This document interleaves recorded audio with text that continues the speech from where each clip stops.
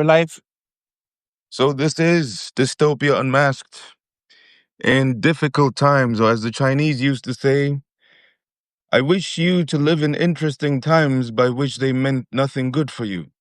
Hmm. And I think it has become quite clear, even for those who were skeptical years ago, 10 years ago, when the more sensitive of us felt it, smelt it, knew it, those who were attuned to structural analysis. And I'm thinking 2010-ish. And if we Mm-hmm. go further back into the past, 2000-ish, even fewer smelt and felt that the so-called Western liberal rules-based world order was coming apart. Very few Mm-hmm. people could feel it, could smell it, but it was very clear for those of us who felt and understood very quickly that you cannot fight terrorism, unproven judicially, by the way, after 9/11, with more terrorism. As a matter of fact, black sites were opened across the world or were flooded across the world in ways that it then became news. And regular human beings began learning about black sites. And the response to what was called terrorism was a whole bunch of torturism. The world then became aware that the West tortures as a response to what it dubbed terrorism, the passport story, difficult to believe Mm-hmm. notwithstanding. The whole thing was fishy from the beginning, and as years have gone by, it has become even more fishy. Not no intention here to insult fish, but the stuff was quite fishy. Mm-hmm. Having said that, here we are, Alex, 24 years after 9/11. Mm-hmm. And 3 years after the fizzling out of the COVID-19 surreptitious sort of expansion of control over the entirety of civil society in the industrialized parts of the world. Mm-hmm. You have written for 2 years now, every week, about the attributes, the aspects, the visible ones, the symbolic ones of the necropolitical order of the world. Mm-hmm. We have witnessed now 2 years of unbroken, continuous mass category violence, which now officially one can call a genocide since it has been called such by the highest body on the planet, legitimized to do so. And yet, and still, it is ongoing. What do the next 2 years look like, Alex? What do the next 2 years in I, this context look like? I think that to go forward, we must go back. Sankofa. Sankofa. Yeah. Um.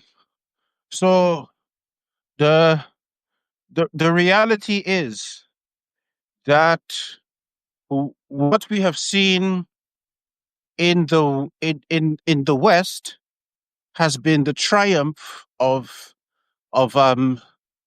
a of a capitalist way or no, let's not even call them capital because I think that's not correct.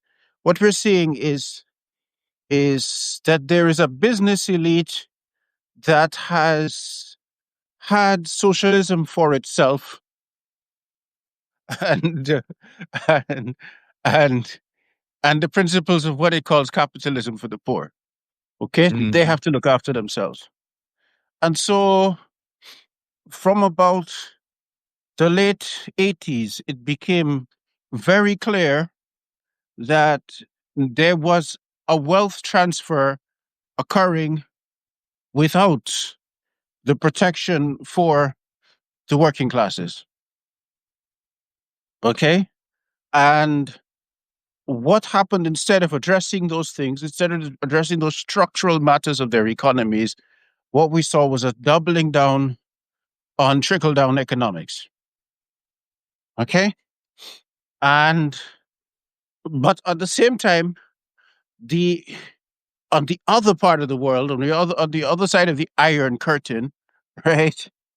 Um, they had pursued uh, a, another region, all right? So the world was split into these two regional group blocks, which are organized economy, and their economy was pretty much a colonial one. Okay, and so on that end it fell. And so what happened was, in the triumphalism of the West, they didn't address their structural issues. So there, the those pigeons were coming home to roost, but somehow they believed that they would always have a way of some kind of fetish by which they could escape the structural consequences. And so what we saw in the 90s, etc., was more and more the the options that they did have kind of just disappearing. Okay? Can't hear you. Absolutely. Absolutely. Yeah. So so so so what I'm saying, we have to look back to go forward. It is that there is a lot of there are a lot of other issues, um including the subjugation of the oil rich states of, I'm going to call it, Middle Earth. Okay? Yeah. So there was the issue of the subjugation of the oil rich states of Middle Earth. And so that's seen Iraq, that's seen the disciplining of Saudi Arabia, right? Jordan is not really one of those states. Egypt has emerged and is also disciplined. Um, the destruction of Libya, the utter destruction of Libya. Um, uh, um, Iraqi oil revenues are paid directly to the United States. Okay, directly. So, so the the war on terror itself, which if you analyze the nomenclature, so the naming of it, the naming itself doesn't make sense. So I'm not going to use that. I'm not going to use the the language of terrorism, etc., because it doesn't make sense. Okay. So what we saw was, I don't know if you are familiar with Operation Northwood. Okay, so Operation Northwood was a proposal for the launching of um of um, can you help me, please? Sorry, I got a lot of noise here. So if you could just give me a hand there, yeah, because Operation Northwood was the state itself deciding to attack, to launch um, attacks in its own on its own territory and its own citizens in order to legitimize an invasion of Cuba. And I think in 1962. 1962 it was, yes. That's Yeah, what I remember. and yeah, and they did it, but Kennedy refused to sign it.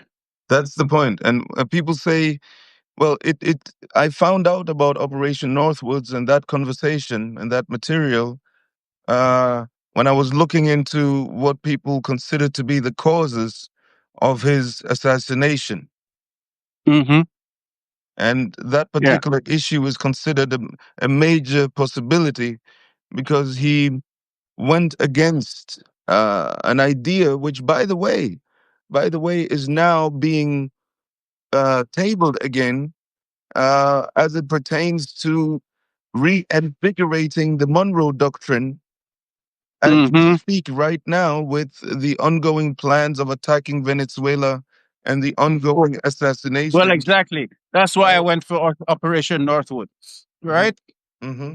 That's exactly why I'm going for Operation Northwood, because right now, Venezuela, which is not a narco state, right, Yes. is being people are being killed on the accusation of of drug trafficking on speedboats that just cannot reach America Yes. in any way. Yeah, and and um and and just to be clear, my my my I have said for a long time is is that sorry, I'm on the road and there's a lot of noise. Yeah, yeah. A part of what I expected to happen was that the Americans need to put a garrison in Guyana. They need a garrison in Guyana. And there are a number of reasons why that is. Because one, Guyana is the shortest route to the Brazilian hinterland. Okay. It's closer um, than any Brazilian port. Okay, so so that's one. Two, Guyana has Guyana shares the oil reserves of Venezuela. Yeah. Okay, Guyana gets the sweetest bit, so the purest bit is in Guyana. It needs very little work when it comes out, Mm-hmm. and the the crudest bit is on the Venezuelan side, but the entire infrastructure of that is built into the American. So the Venezuelan structured, oil industry is structured to connect to the American one. The Venezuelans themselves built refineries in the United States. Yes. Okay, Yes. and so what we have, what the crime of the Venezuelans is that your economy must be structured for exports and for the maximization of corporate profits. Yes. That's the rule. You You know, break that, yeah? no, I don't want to cut you off, please. No, no, please. I just wanted to throw in some technical aspects that the ranking as proven as regarding the proven reserves of oil in I think the years 2023 is Venezuela with 303 million barrels Mm-hmm. ahead of Saudi Arabia with 267 million barrels, Iran Yes. 208 million barrels, Iraq with 145 million barrels, the United Mm-hmm. Arab Emirates with 113 million barrels, Kuwait Mm-hmm. with 100 million barrels, Russia with 80 million barrels, Libya with 48 million barrels, and the US with 47 million barrels, and Nigeria with 37 million barrels. So Venezuela has about almost 10 times more than Nigeria. Mm-hmm. Mm-hmm. And Mm-hmm. and just a little under 10 times more than the US, than what the US has declared. Yes. Yes. So so A little under, the a crime little of under, yeah. yeah. So the crime of the Venezuelans is that they have used that to improve the condition of the people in with it and to reduce corporate profits. Exactly. Okay, and not to structure their economy. So beginning to build up alternative industries, etc., within the country, Hmm. and and and that stands the danger of restructuring the economies of Latin America,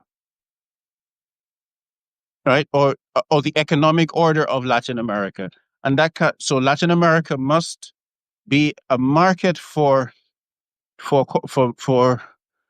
multinational goods, which are the multinationals are basically U.S. ones, okay, and it must be a source of raw materials, and that works for the United States.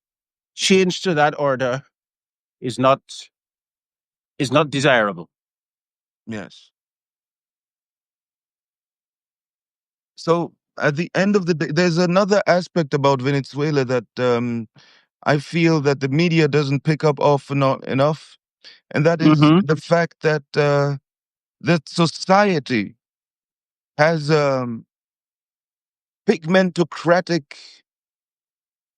gradient that harkens back to, of course, colonial or yeah, to colonial times and to slavery, and Yeah, it but that's the whole of Latin America. that is the whole of Latin That's the America. whole of Latin America. So what you say corresponds to a pigmentocratic how shall I put it, um a pigmentocratic order that to many of the lighter hues in places of power looks like disorder, because now the wealth of the oil is being used by the dark-skinned mestizo and indigenous and etc. for the darker skinned population, rather than as it Mm-hmm. were to be used by the light-skinned people for the benefit and profits of the light-skinned people. Well, well, I, whilst I say the structure is pretty much like that, I fear that it may be a bit of a oversimplification. Okay, because as long as you align with the interests that facilitate the action of your economy, that's fine. Some people are going to benefit, but there are vast amounts of Latin American light skin poor. Okay, but the point about it is that we've also inherited, as you said, a pigmentocratic order that has ordered the society, and now it's in change. The problem with the change is that the the people who want that change need a regional realignment, and that's the problem. The problem is the regional realignment. Does that make Uh, sense? It does make a lot of sense. I'd like you to explore that a bit further because, and also I'm thinking of Chavez now, who passed away. I think it was cancer a couple of years ago. And I'm thinking, you know, if we're Sorry, talking about, I can't. hello, hello, hello, can you hear me? I don't know whether our audience can hear me. I'll try and Uh, speak yeah, we can hear fluently. you now. I can hear Very you at well. least. Okay, so my point I'm trying to make is when we're looking at Venezuela, we are looking at a characteristic of Latin American governance, which it is Maduro now, but it used to be Chavez. And just like these two, there used to be Fidel Castro, and uh, further down in history, the whole thing is also strongly influenced by Bolivar and the Bolivarian Revolution. And that Mm-hmm. is part of the context of that region. That is part Mm-hmm. of uh, the symbolic order of political movements of that region.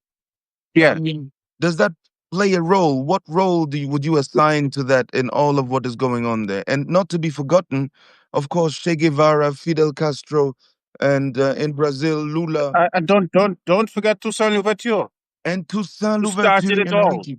So, Who if we started it all? he started, okay, It is Toussaint Louverture that started revolutionary movements in the Americas. Proper revolutionary movements in the Americas that truly overthrew the order, because the American so-called revolution is no revolution, right? It's the removal of king, but the order of the economy remains the same. Who benefits, who doesn't, remains the same, right? The first revolution of real change is that of Toussaint Louverture. And the if you study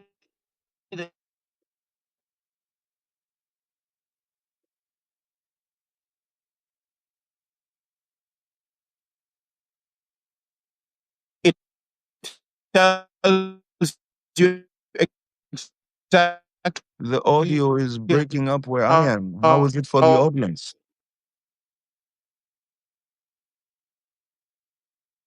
Oh, this is sad. I hope he'll come back. There's a loss of signal. I hope he'll come back. I couldn't hear the last about 30, 40 seconds. Yes, I couldn't hear what he was saying. So this is an interesting situation. I hope he can come back in here because he is the one who manages this live. So I'm the guest and I'm in the live in his absence. So let's hope he comes back in, or perhaps I'll wait about a minute and then I'll log out and see whether he can reignite and reinvite. Because it looks like now I'm in charge of the live, which is not necessarily bad, but ah, there you are. You're back. You're back. okay. You're back. Okay. Good, good, good, good. I was wondering a little bit how that works if you're off and I'm in here and I'm the guest. But good, good, good. You were speaking of Bolivar, um, and no, I was speaking of Bolivar, and you were bringing in Toussaint Louverture, and then we lost signal. Mm. Hello, hello. Understand what if you want to understand the techniques for managing economies or states that rebel, all you have to do is study Haiti, the history of Haiti, Yes, because all of the techniques are deployed against Haiti. Okay, including the disinformation, etc. All of that. So, yes, I say you want to understand what goes on, study Haiti. Yeah. that's it. Yes, absolutely. That's it. That's it. But so here we are. What does if you could say in 4 or 5 sentences, what do you think the U.S. has?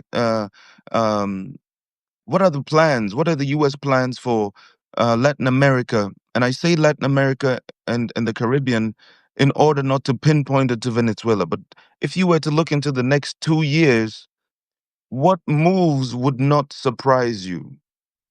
Um, the United States has embarked upon some very clear projects. One project is about the regionalization of the global economy. Okay, and in that regionalization, it needs to secure the raw materials of Latin America, right? Especially its its rare earth minerals, its energy, its uranium. Argentina is in shit, right? Because Argentina is a source of uranium, um, and also West Africa, right? They have to secure because you can't separate the United States from Europe. The Europeans have to secure the the resource pool for themselves because that's how they look at it of sub-Saharan Africa, and because they other than Latin America and that if they split it into regions, they have nowhere else to go. Okay, so that's what we can expect. And so the I don't know how much the United States can in its attempt to reorganize the region can will allow the existence of socialist governments. It because there's so many anxieties at play in the United States, especially with the rise of China, that it's doubling down on its carceral logic. So that's what I see. We have to also have to remember that Brazil is closer to the west coast of Africa than it is to the United States, and so one of the things. Okay, let's take rare earth minerals. Rare earth minerals, for every ton of rare earth mineral that you extract and it you produce 2,000 tons of waste. Europe and the United States don't want that there. They need some place that can do that. Very likely Brazil. Right? Thank you, thank you. I have in my mind these four things, these four main strategic critical mineral items or categories: lithium, cobalt, natural graphite, and these so-called rare earths: lithium, cobalt, Yeah, natural graphite, and rare earths. neodymium and so on. Yes. And these are, as you say, extremely heavy pollutants on the ecosystem to extract them. Mhm. And the thing is, would you know by heart, other than Australia and China, where I think Latin America has Bolivia and Chile, Bolivia, Chile, Brazil. Brazil, yeah, Yeah, so big. Yeah. Australia is extracting, but that is, but the purification is done in Malaysia. Mm-hmm. Yeah, I think getting them. You see, yeah, but you see, you got other. Congo, Yeah, so those are Congo, Eastern but you've got. Congo, I mean, I think we have to appreciate it that let's take gallium, gallium, okay. right? Which you need, which is a byproduct of aluminium production. Mm-hmm. Okay, Mm-hmm. but you have to be generating a lot of aluminium to make it viable to extract. And there are lots of processes which are like this. So Yes, um, basically, what we're looking at is that within an active um,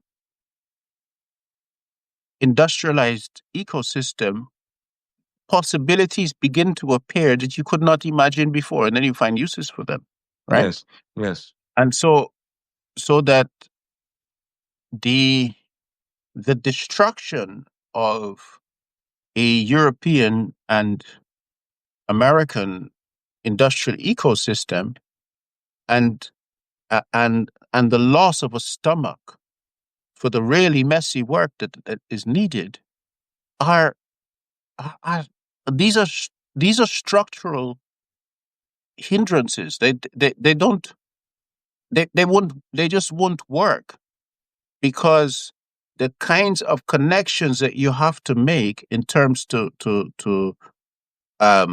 actually begin to spot the possibilities and then for the possibilities to become viable, right?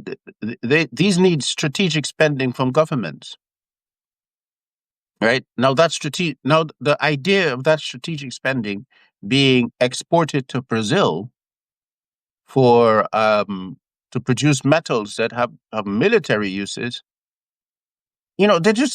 they're just problematic ideas, right? They don't so the West has certain types of utopian ideas or utopian desires that foreclose the possibilities of what they say that they need to pursue. Okay? that is very true. And this brings us back to the essential neuralgic point to be taken into consideration when looking at geopolitics, geostrategy from a structural perspective, in terms of the not just bottlenecks, but in terms of inevitable uh, factors. Hmm. Inevitable factor is the resource scarcity of the, what are we talking about? The OECD countries or the 48 to 54 countries that are heavily industrialized and that gel together in their Yeah. global strategies, procurement strategies, Hmm. and planning at the procurement level. Okay. Okay. So is every Yusuf is complaining about sound. Is everybody? Does anybody come? else have a sound problem? Okay. Um. Yeah. Okay. God, I can't even see the messages now. I can use this one is stuck. Mine are frozen. Mine are Yeah, frozen. mine are frozen too. Okay, so Roberto Romano, loud and clear, and Roberto Romano has been writing about what's going on in Venezuela and and Guyana and so on, and and with the United States, and I'm hoping that you're going to do a lot more of that. Yeah, and if you don't have it, Robert Romano, I recommend this book. Mm. Yeah, kind of for just background and so on. I mean, Uh, this is mhm, we were talking off air today about the way that some of the standard mhm, educational frameworks and modes of perception of reality that are imparted to students and pupils in Western curricula, that some of these constructs contain to this day elements that sort of hinder a proper understanding of what is actually going on. And to give you an example of how I'm talking about this, I was very shocked a few days in. I've gone back to revisit the chronology of what happened after October 7th in Israel and Gaza. And I realized that it's very different from what happened in my memory. In my memory, it was a slow escalation. It wasn't. mhm, It was within 10 days. Within 10 days, they had already opened the floodgates of hell. mhm. And within days, so on the 14th already, on the 14th, 7 days afterwards already, uh, I noticed in one of my oldest posting, I'll just speak of me, but others were doing so as well, the word genocide was Mhm. already part of the discourse, right within the first 5 days after the response, because of how brutal it was and merciless it was on the civilians population. And I mean, it's not as if there was anything other than civilians in Gaza and Well, and and, yeah. and sub-state actors. Pardon me? Yeah, well, I mean, one of the things if you remember, I had said from the very beginning was that their strategy didn't, if their strategy was to destroy Hamas, it didn't make any sense. It made absolutely no sense whatsoever. And militarily speaking, tactically speaking, within the realm of things that we are taught are legitimate in warfare, none of it made any sense whatsoever outside of a lens of total destruction and necropolitics. And you dug down to the political economy in the causes of this particular onslaught. And there's a theological justificatory discourse that, of course, we've been treated to, etc., etc., etc. But what I want to point out here is that in the framework of the symbolic political order, it becomes very clear that some of the things that we hold dear and hold true as the almost the sacredness or the primacy of individual autonomy, the primacy of the human being's individual life, that even that is not true. That is not. It's not a sacrum But at all. I never understood why people could believe that stuff. Maybe Okay. maybe it's a generational. If I can Yeah. throw this at you, maybe it's a generational thing. I don't know. Correct me if I'm wrong. But I don't after, know because I don't know. I come from people who had to, we had to flee up, they had to flee up river mm, to have some kind of autonomy mm-hmm, from British colonial control. Okay, so they could at least trade with them on their own terms, mm, right?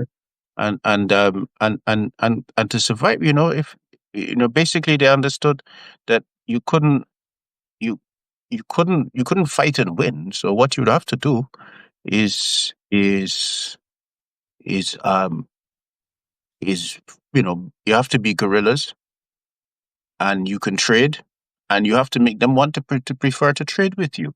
And the cost of not doing that of that is just chaos. Mm-hmm. Okay. And um we've never been under any kind of illusion about the nature of European power. Yes. Okay, there's no illusions about European power. But this is the thing. It is that, you know, you can choose. You can choose to, not you, but I mean generally, we can choose to say Mhm.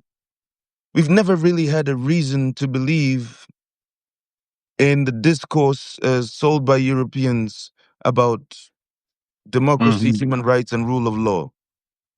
We can choose to dismiss that. But if you're looking at it from a macro political historical perspective, since I don't know if in the Anglophone world, this is the point of reference. But in the Francophone world, there's a point of reference where François Mitterrand, towards the end of the 80s, at the beginning of the 1990s, the French president, I think social labor, he made it a point to speak to the African leaders, um, in pointing out that development aid would flow readily, assistance would flow readily, support for macroeconomic reforms would flow readily if if um, if the countries would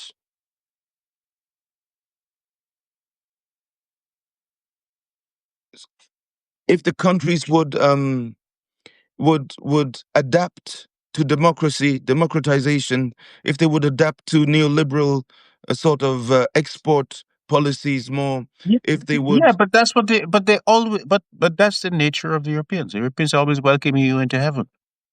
by cloning themselves, by No, cloning no, themselves, and they don't clone themselves. They're always welcoming you into some new heaven, yeah, but right? the access to that heaven uh, is impending upon how well you imitate their normative expectations. No, Well, that's what the if you compare it to China, which has no normative expectations from their no. The Chinese have expectations. economic ones, but not normative ones. They're well, every any there are normative economic expectations. The Chinese have normative economic expectations. Yeah. That's an interesting pairing you're making because, of course, uh, when I say normative in this context, I'm looking at the EU and the US track record. It's about human rights. The human rights record of a government opens or closes doors for investment. No. This is not true. But this is the official Look at how discourse. many. Yeah, but with how many centuries of history that's so easily available. I mean, they could talk cheese, as we say in Guyana, but they have a history, and so you listen to the discourse, but you don't believe it unless it'd be stupidity to believe it, because they literally have never changed, never. So how did you feel about the 90s going into the 2000s? All I the thought heads the ni- of I thought the rhetoric of the '90s was a joke. Tell us more about that, please, because that's why I mentioned it might be generational because I was born into that rhetoric. I absorbed that rhetoric at school from age 14, the very schools that Hmm. told us not to speak our mother tongues, the very school that punished us for not speaking English or speaking French, taught us what good politics were about, taught us what uh, uh,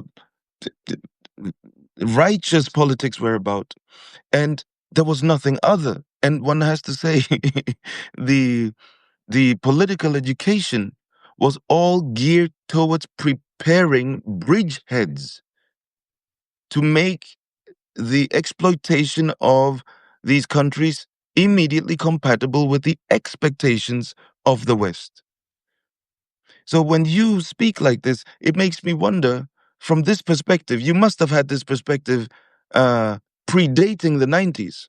And this 1992, I think, marker of Francois Mitterrand, which then became the European reference speech for how to relate to Africa, um, at least the continental European approach. I don't know how the British do it. Um, but all things pertaining to Africa, France, as you've written about on Dystopian Masked very copiously, France led the European position on Africa. They always rushed to lead. And from this Mitterrand perspective, it makes me wonder then, how were you looking at how Okay. So Senegal, Cote d'Ivoire, yeah, Togo, Nigeria, Ghana, how they were rushing to throw themselves to what's the word I'm looking for, to be to yeah. can you see me? Oh yes, to bend over backwards to satisfy these expectations of democraticness, Well, including the African Union, the very African Union. okay.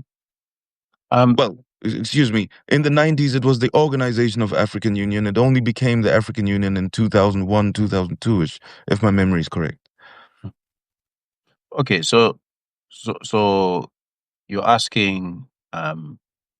You're basically asking what my opinion was before And the during, 90s and and during the during. 90s. Okay. So my opinion before the 90s was that the United States, in particular, had no grounds to speak about development matters and had no moral grounds to speak about human rights with its record in the United States with Black and Indigenous communities. Right, that was my opinion. That was my position from the in the 80s. No moral authority, and I would look at its claim at moral authority. Like, how could you accept that? I mean, how can you accept? It's what do you call it? It's like people in glass houses should not throw stones. Yeah, and then and then I would add the rich United history of the United States of even the brutalization of white working class communities, right? And so I have never been under any illusions about a United States that can behave like that at home, that can speak like that, Yes, right? yes, Demand what it demands, yes. take the moral high ground, Mm. kill, slaughter, burn, etc. And Betray, at lie. every point, Mm-hmm. right? It is Jesus incarnate, Absolutely, right? absolutely. Mm-hmm. So I really, I mean, I understand what they are. I've always tried to, because you know that, I don't, I'm not anti anybody, right? For myself, right? It sounds healthy. Yeah, not anti anybody. I don't have time to be anti anybody, but you come talking like that, and that's how we would deal with them. I mean, like the Americans would be coming to visit and talk, and I would ask them if they ever heard of what's California, right? or some other part of the United States if they ever traveled in the American South. Absolutely. Um, Absolutely. and, And and, and, and often, if they were white, they would go red faced. And if they were black, they would stammer. Because, black Americans often can be rather believing of that nonsense. well, it is a national mythological narrative, a symbolic order that keeps the country together. And I discovered at some point the 1973 Wounded Knee attack on the American Indian effort at receiving more legal, not compensation, but just more legal rights and rights to promises unkept so far. And it is, for those that don't know, the Wounded Knee occupation. I invite you to have a look at it, because that is when my understanding of how faulty political science is sort of was consolidated. Because the point is, do you have a good government? If you have a good government, the government doesn't attack its own population. And in 2011, when NATO, Hold on, I have to ask you a question. yeah, How did you come to the conclusion that a good government doesn't attack its own population? the dogma of political science, you are taught. Uh-huh. There is a dogma in political science. Well, if you study political science in the West, and I don't know that it's any different in France, Germany, and the United Kingdom and the US because of the Mhm. literature we read. Um, you're taught that there is a thing called democide. Sooner or later, you'll come across democide. Mhm. And democide has been considered a problem in political science for democratic political systems held together by rule of law. When the Okay. government, a Yeah. tyrant, turns against its own population, and that led on September, I think, 10th and September 11th, 2001, Mhm. at the United Nations, to this very little appraised document, a declaration on responsibility to protect, which allows for um, coalitions of governments to protect the civilian population of a country attacked by its own government. Yeah, but you can't do it but you don't try that. I mean, look, Malcolm X was killed Yeah, because his position was that the United States needed to be taken before the UN for its treatment of black people. a very rare point. There was an Right? accusation of genocide against the US at the UN. Right. There was a delegation that accused the US before the UN of having committed genocide. Yeah. So as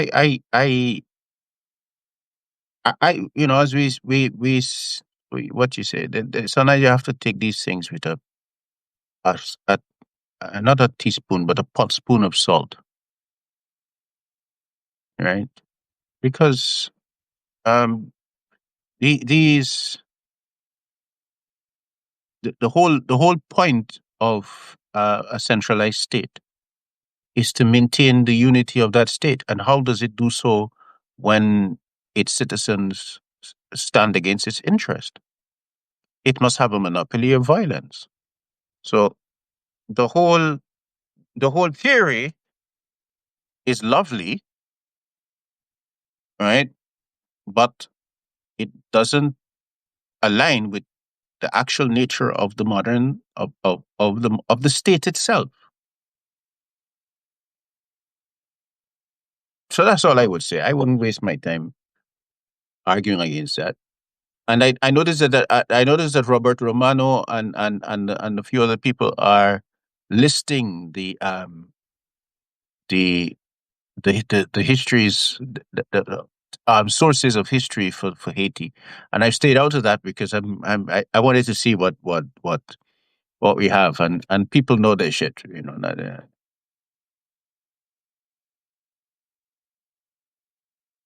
can't hear you.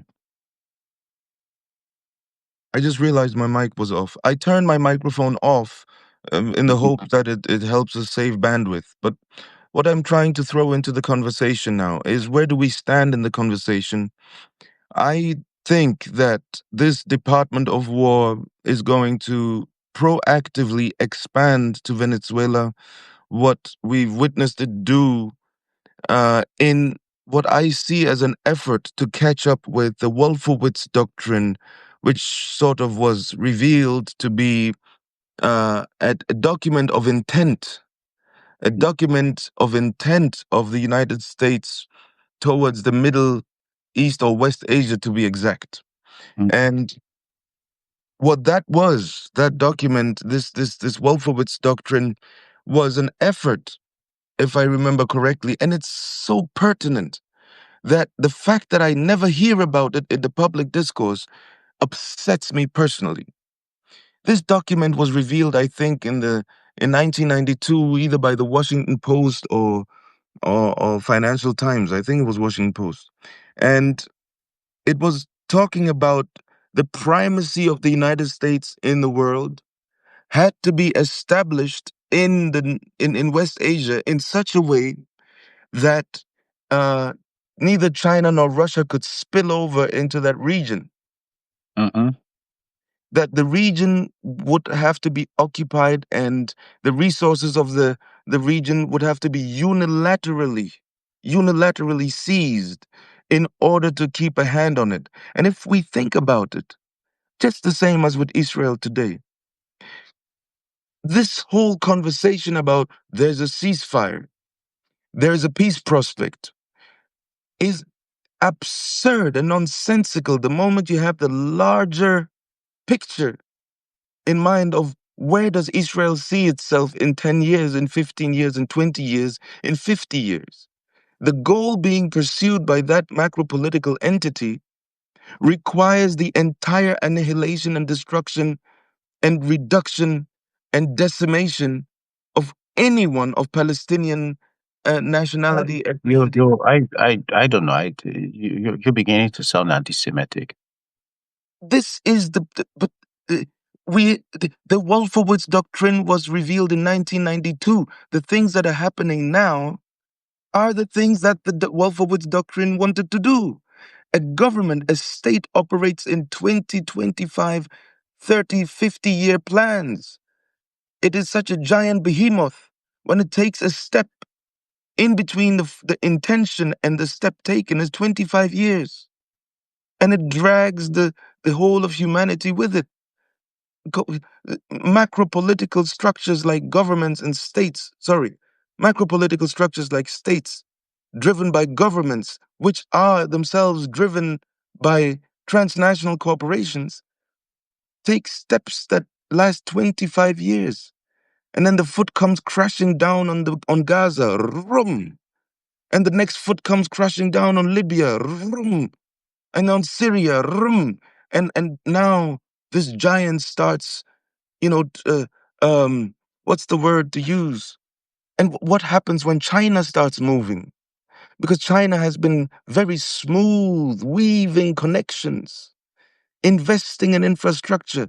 It hasn't used its heavy military steps at all. What happens when that happens? And Israel wants to take over the entire region, 20% of Egypt, 20% of Iran. It's taken over 80%, if not 100, of Syria. It wants, I don't know, 100% of Lebanon. I don't know, I don't know what people are talking about. And the US is doing the same in the Latin American theater. Well, the United States has always done that. I mean, it's all. I mean, I don't. What And we are seeing in Latin America hasn't started now. I mean, right? that is what it does, and so this is why I'm saying that when the United States and the Europeans start to talk about freedom and democracy and so on, I start yawning, But our right? governments, Alex, our governments, and when I say our, I mean the Pan African perspective. Everybody was buying into this stuff. No, And no, I don't think they were buying into it. But they were This is applying to it. They were no, applying to it. no. That's what you're looking. That's what it seems like to you. This was about their survival. They know the cost of those pronouncements, And this right? brings us to our You toe the conversation. line, or Sorry. if you don't toe the line, right, you're liable to end up dead, right? So this brings us to the conversation we were having earlier today, uh, which if you don't toe the line, you're liable to end up dead. Mm-hmm. And that humans have a tendency or the habit of telling themselves symbolic narratives that assure their survivals. Let me see where I wrote it down so I can use the terminology. What was the terminology you used? So aptly put. It was about, telling yourself, constructing, constructing phantasmagoric narratives of reality.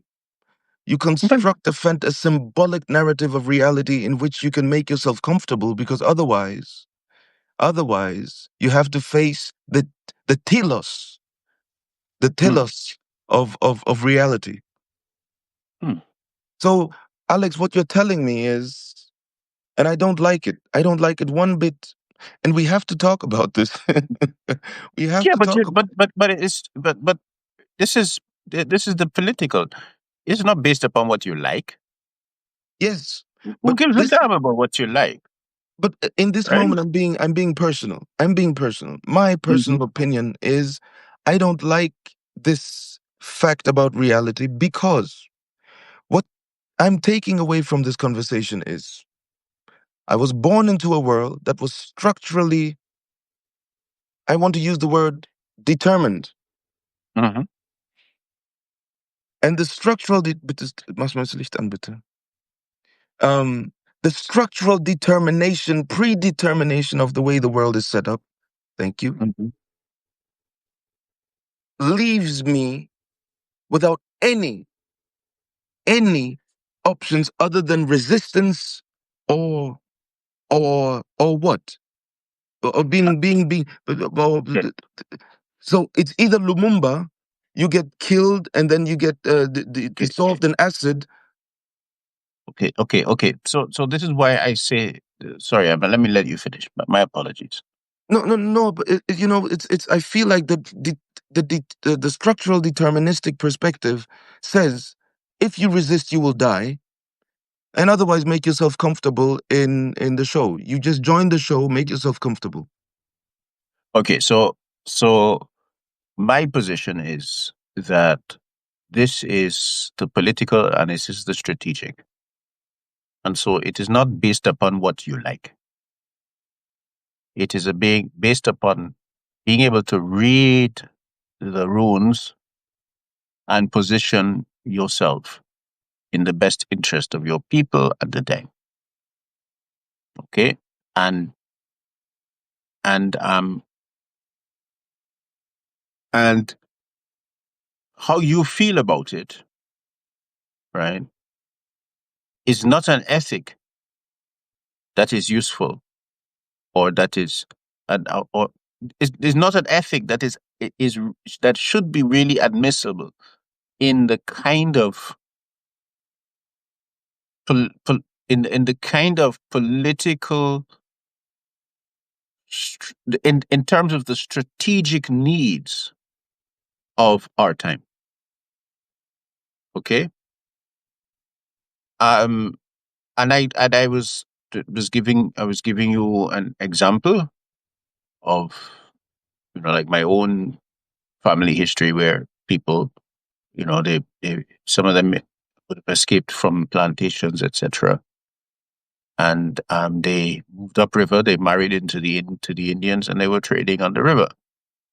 Okay, and as British came, they moved further upriver, and they had to make sure that it was understood that they could make life. That it was better to just trade with them and leave them alone than to interfere with them and unleash a hornet's nest. Right? So you have to be able to make the kinds of calls that will allow you to survive in that situation. Um, and you have to be able to understand that often in getting from here to there may be a generational matter. And so that you really have to promote the kind of education in people which is ruthlessly strategic. Okay. And ruthlessly strategic doesn't mean um, that that ruthlessness in what people sometimes they think about. They think ruthless is cruel, right? No, it is about the understanding the strategic calculus. This is what they're doing. This is what they want to do. Okay, and this is what I can do in return. This is what I cannot do. This is the cost of that, and you make the best call. Okay. If you look, and I give you an example with Toussaint Louverture, when Napoleon betrayed him and brought him and took him to France, Toussaint Louverture told him, he said, "You think you've won?" He said, "But you haven't. Actually, by taking me, you have just unleashed something in Haiti that you can never put back." Right? At least, at least they could have depended upon Toussaint to be okay. Let us look at our mutual interest. Dessalines and the rest of them, they weren't interested in mutual interest, right? And Toussaint knew that. Why did he know that? Because he trained them, And this right? is And also he this. learned. I just want to throw in a footnote. This is also why this idea or this obsession with decapitating leaders is to be viewed with high degrees of suspicion. If, I mean, from my point of view, generally, but tactically speaking, with high degrees of suspicion, if you have nothing about the succession apparatus, if you Well, don't know well, what's coming next. well. For me, Mm, you make sure that you train leaders so uh, they're actually begging. They're begging you to stay because they know when they unleash that one, what they will unleash, mhm, right? You mhm, know what I mean? Because and and what they unleashed in Haiti meant that what was then the Dominican Republic was actually conquered by the Haitians. mhm. Right? People forget that the Dominican Republic then recovered. They launched a civil war and they took what is now the Dominican Republic back from Yes, the Haitians. yes. Right. So all I'm saying is that this we can't be based upon what we like and what we don't like. It has to be based upon a very strategic eye. I couldn't agree more. I could, Yeah. or put it purely positively, fully agree.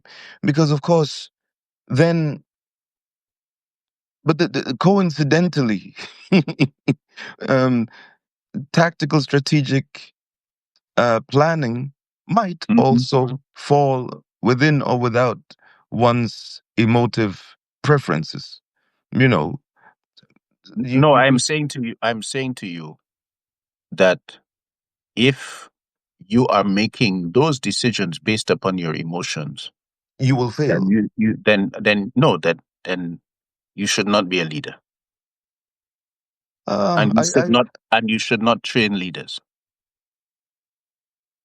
That's an interesting. You think both cannot be? You think No, it's intellectually contained you you at the you same time? the discipline of a leader is to make the best decision for their people. That is the discipline of a leader, and their feelings. This is the compact of leadership is that your feelings are secondary to the well-being of your people. But this presupposes that emotionality is something very separate from rationality. No, well, you show me Hmm. where emotions think. Oh, that's a beautiful one. Hold on, let me see. Where emotions think. You show me where. I mean, this is a philosophical question, really, and we I'd like to explore it a little bit because not necessarily because I contradict you, because I agree that you I don't cannot. mind you contradicting me. I don't care. I mean, that's fine. It's yeah, but that is not what I'm interested in. I'm really interested in this opens another door, the question of, and the question is it relevant to our conversation? It opens the door of this technical separation of emotions, endocrinologically No, no, induced emotions, and rational thought. no, no, no, no, no, no, no, no, no. That is a very European framing of these matters, It right? is.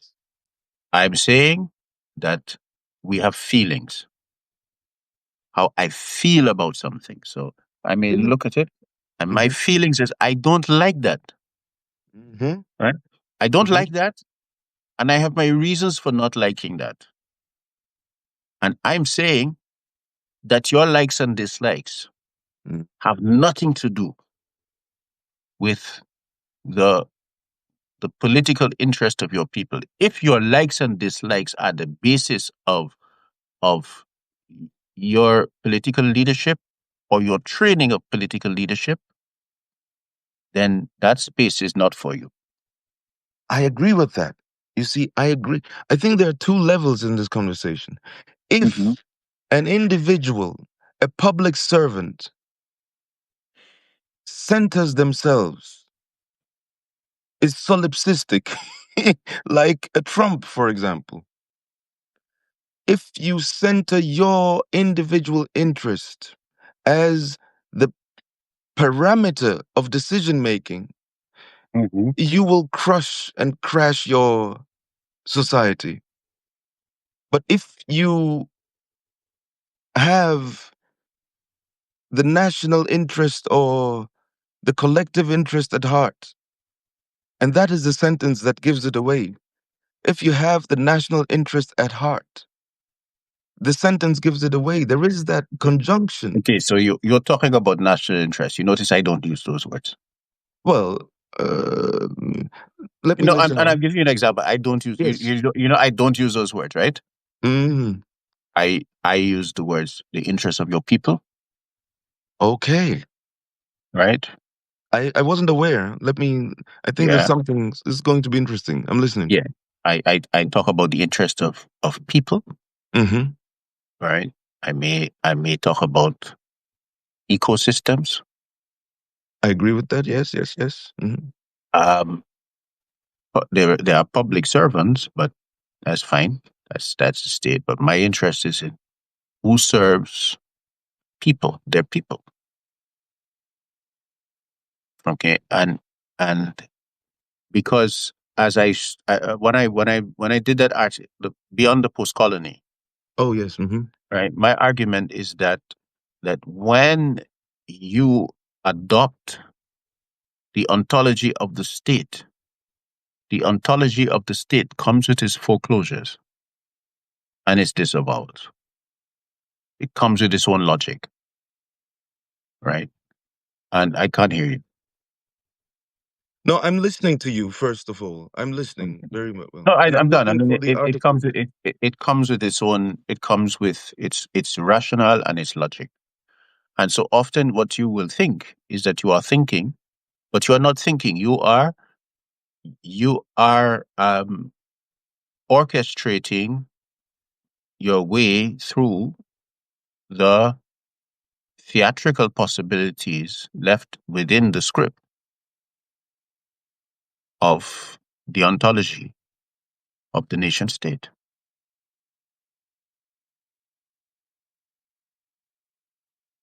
Tell us about what and what the theatrical possibilities Okay. left, what that entails. So I'm saying that the moment that you have the state, then within its national boundaries, you have to impose a uniformity upon it. Okay. Which means that often you cannot treat peoples as peoples. Yeah. You must, so that basically, in that sense, you're the peoples within those boundaries actually become an enemy to the national project. So it's talking about the freedom and the interest of the peoples within it. But its reality on the ground is that in order to survive, it is predicated upon their destruction. Right? But then it can have a language in which it can talk about national interest in the language of justice and human rights and all of that, right? Whilst pursuing their destruction. I mean, whilst pursuing their integration into the national body politic. If Precisely. that's the technocratic jargon, right? Yeah. Yes. Right. And so once you remain within that language, you're performing to the script. And even to the point that you're actually killing those people. You're doing so in their national interest. I mean, you are at the heart now of World War One, Gavrilo Principe, and World War Two, the Polish-German skirmishes that lead Hitler to claim, uh, as of this afternoon, we are now shooting back, which begins, according to mainstream discourse, World War Two. And we are talking about the multi-ethnic tensions, that governance can or fails to pacify, and which then lead to exactly what. Yeah, Pacify. You hear the paci- language? I use it on purpose, because it's Okay, yeah. right. The pacifier, you just stick it up the baby's mouth, and you solve nothing. The poop is still on the baby's bottom, and the pee is still in the diaper. But you've put a pacifier in the mouth. You can go back taking care of your business, and that is what pacification. That's the image I get when I see that word, and very often, and what we're dealing with now, with this peace through strength rhetoric and discourse, is going to show us a lot of pacifying through such means. This is what this government is reserving for us. And you see, again, I'm going to say the thing again. I'm going to say this saddens me. You Yeah. see, and then you'll say, but that emotion is a non-analytical category.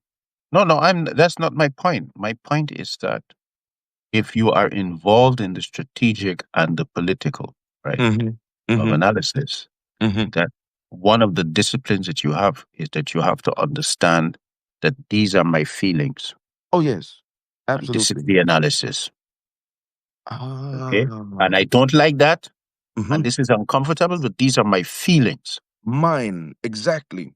Right? And yes, and this is so important. It's so important.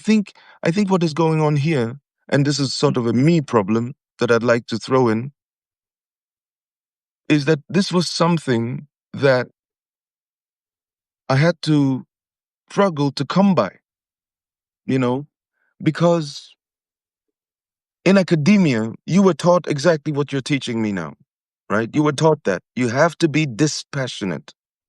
And it was hard work to be competently dispassionate, because you don't want to be so dispassionate that you're careless to the point where you don't even care about the analytical material as well.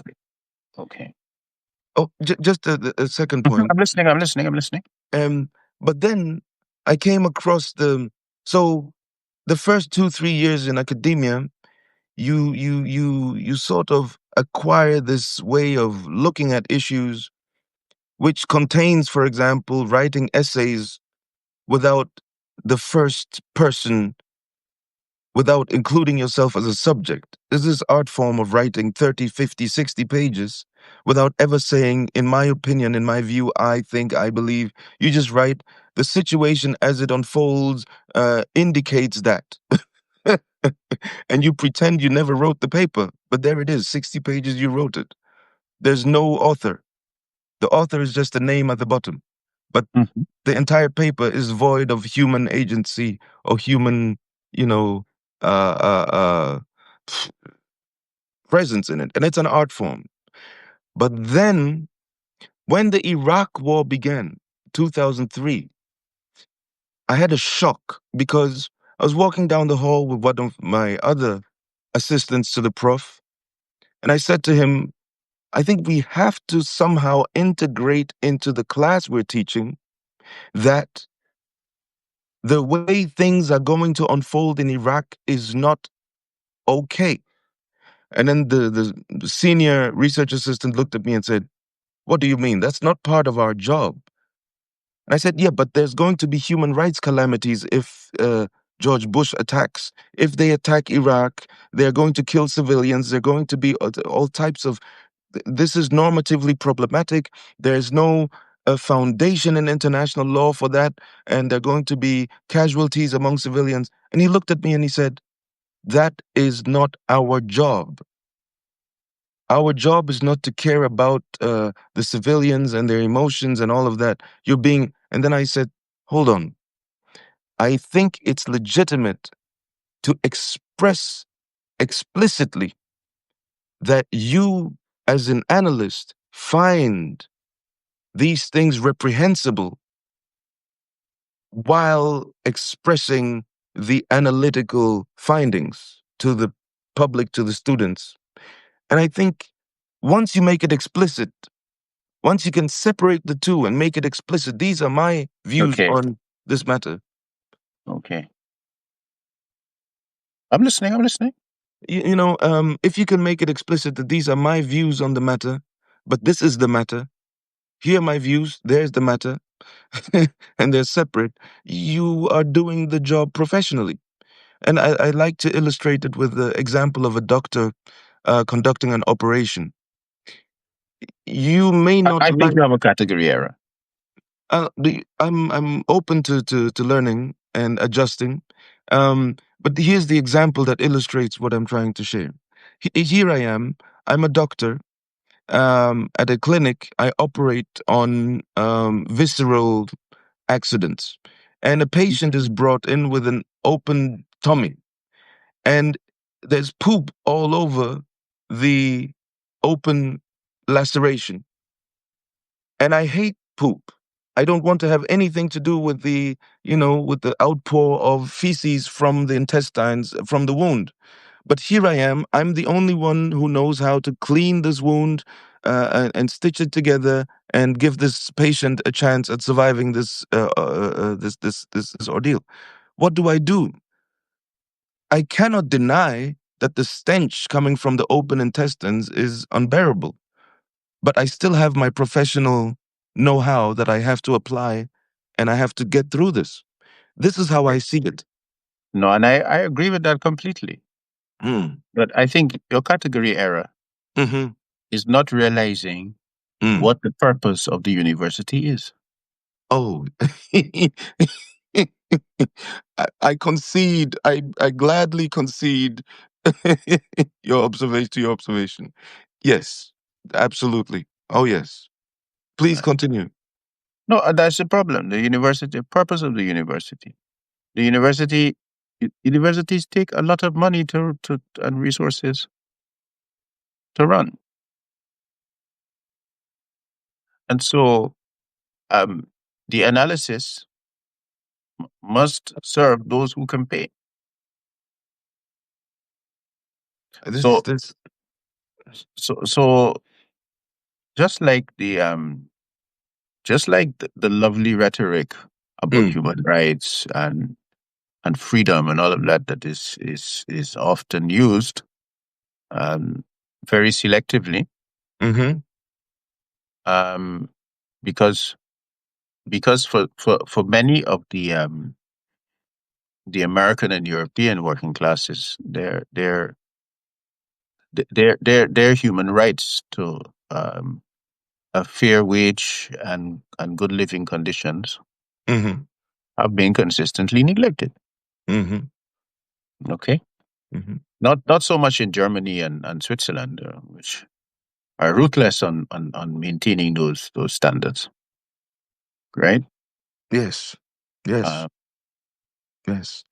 This is such a this conversation is already working at me in interesting ways, because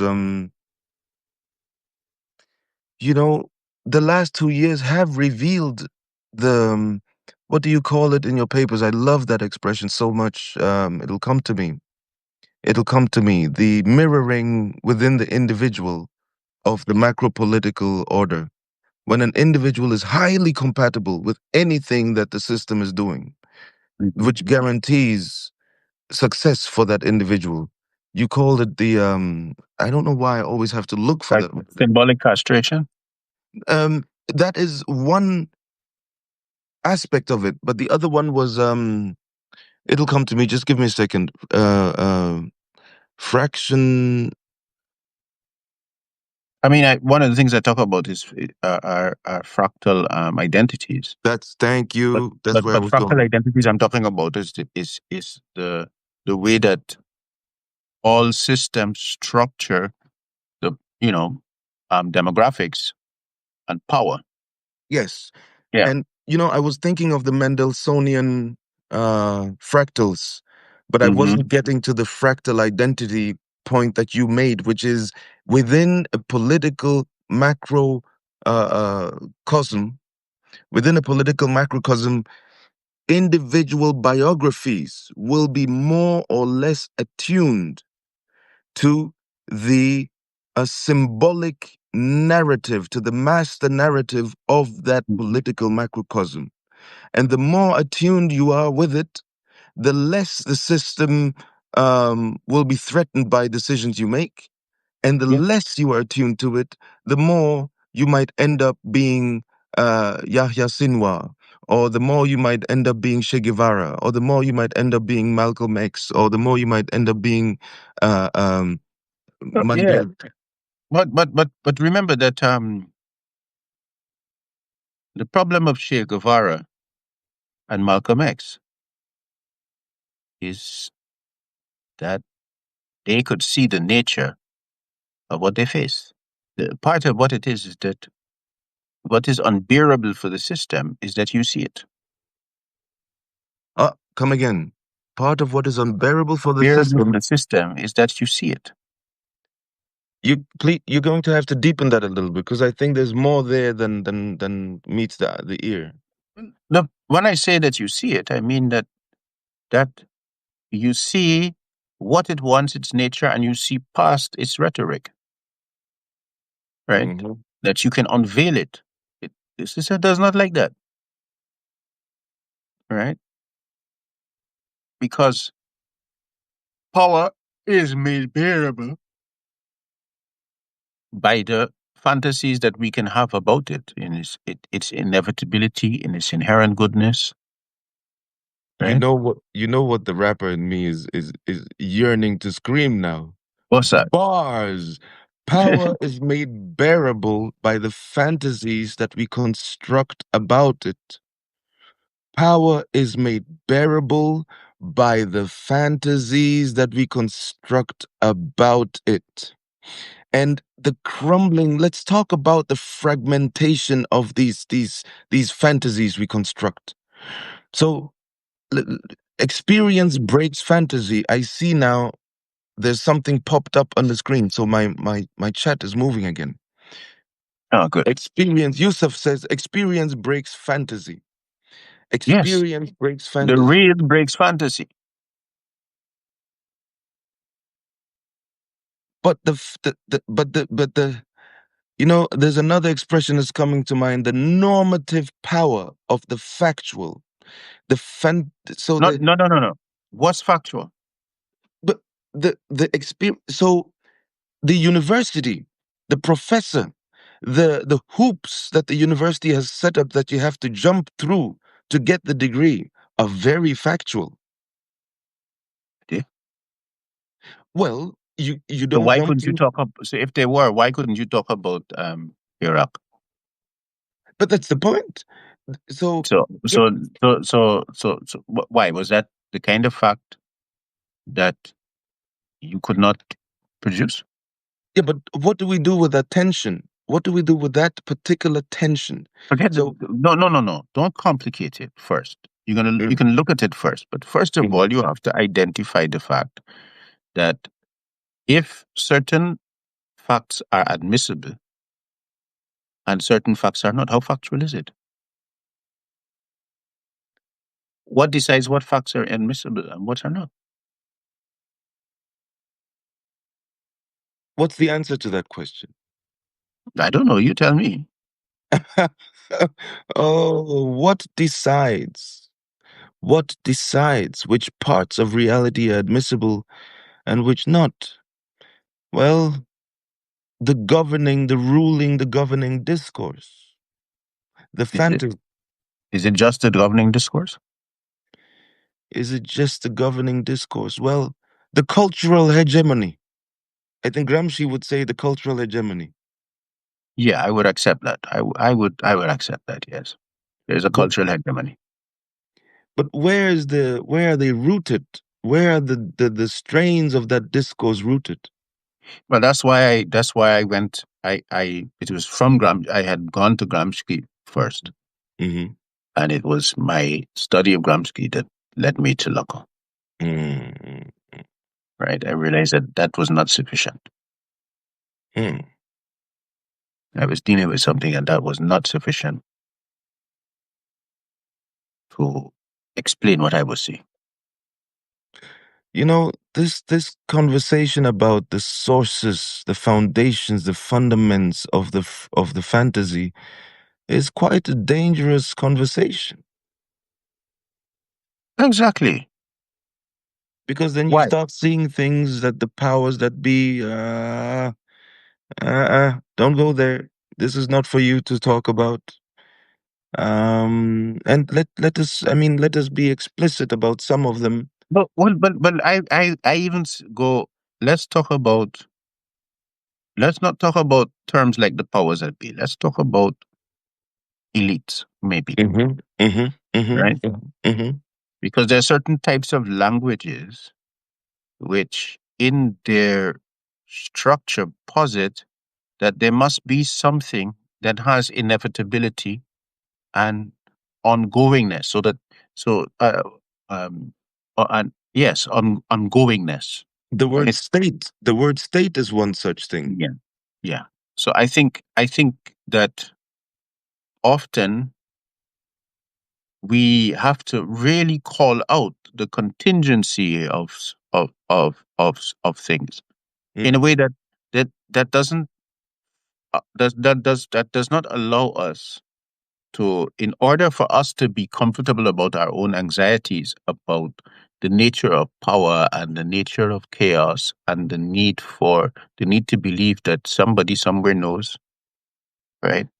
That we we make we create mythologies designed to make us comfortable, right? They're actually not about really deeply understanding the structure of what we are in, but they're designed to make us comfortable. That at Mm. least somebody somewhere knows, right? Yes. So, and you find with terms like the powers that be, is that need to go, oh no, at least somebody knows. The powers that be, at least they know, right? What if they don't? Because often in my own conversations with those groups of people, I realize they don't know. They themselves don't know.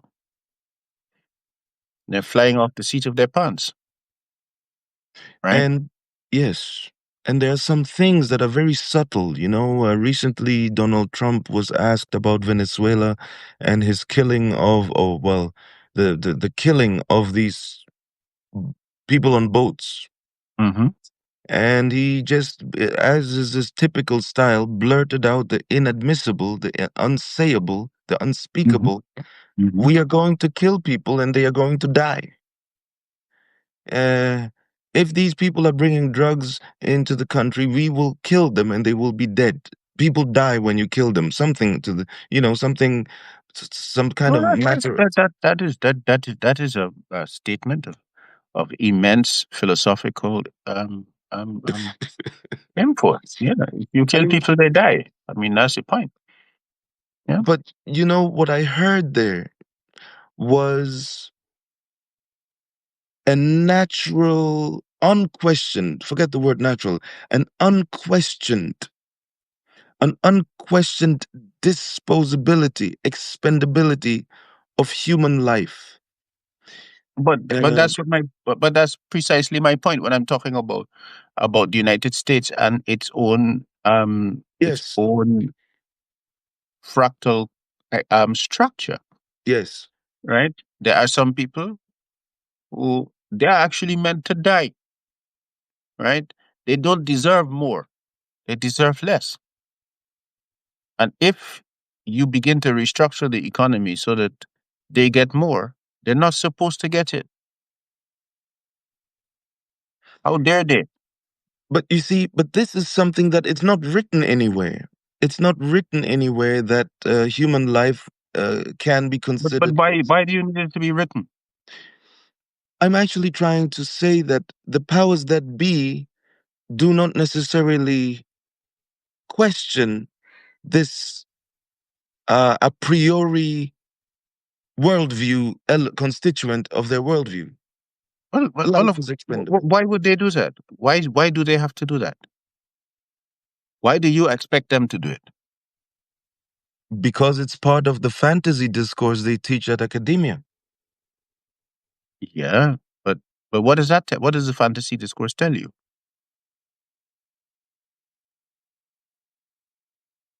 It explains why much of uh, m- much of Italy, France, Germany, UK, Sweden, Norway, uh, Denmark, much of these countries hasn't said a thing about the genocide, hasn't lifted a finger against the genocide, Okay, all hasn't right. done So a let me ask you thing. a question. Mm. When there was the Rwanda genocide Oh, yes. and the ongoing, I mean, between 20 to 30 million Congolese people have lost their lives Yeah. within since the 1990s. Mm. I want you to repeat that,